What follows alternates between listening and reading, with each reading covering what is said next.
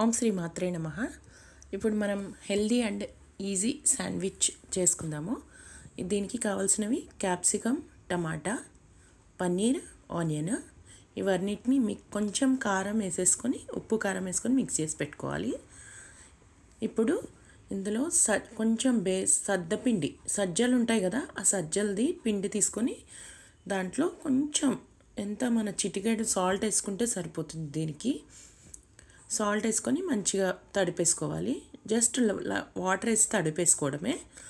అది తడిపిన తర్వాత చిన్న ఉండ తీసుకొని ఇలా తడి క్లాత్ తీసుకొని పీట మీద తడి క్లాత్ వేసి దాన్ని జస్ట్ జరపడమే.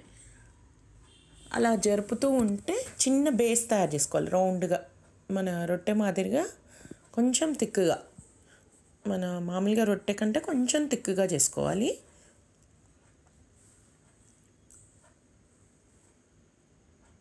ఇలా మొత్తం జస్ట్ జరపడం వల్ల బేస్ తయారైపోతుంది. ఆ అంచులు ఏమైనా ఉంటే అలా మంచిగా సెట్ చేసుకోవాలి.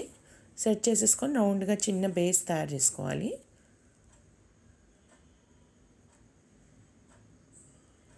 ఇప్పుడు దీని మీద మిగడ రాసుకోవాలి.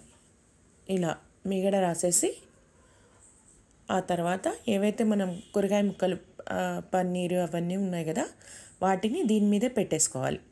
మొత్తం పెట్టేసుకొని అది కొంచెంగా, మరీ చాలా కాదు, కొంచెంగా ప్రెస్ చేసుకోవాలి. ఫస్ట్ ప్రెస్ చేసుకొని బాగా ప్రెస్ చేసుకున్న తర్వాత ఇంకొక రొట్టె చేసి పెట్టాం కదా ఆల్రెడీ, ఆ రొట్టెని కూడా ఈ దాని మీద పెట్టేసుకొని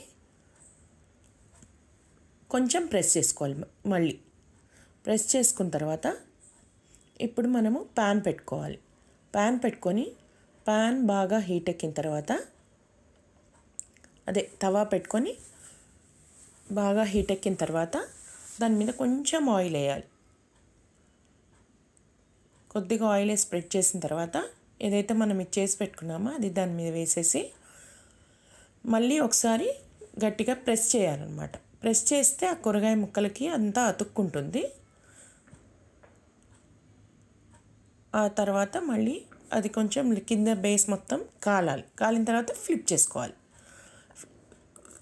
అది ఫ్లిప్ చేసుకున్న తర్వాత అటు సైడ్ ఇంకో సైడ్ కూడా బాగా కాలనివ్వాలి.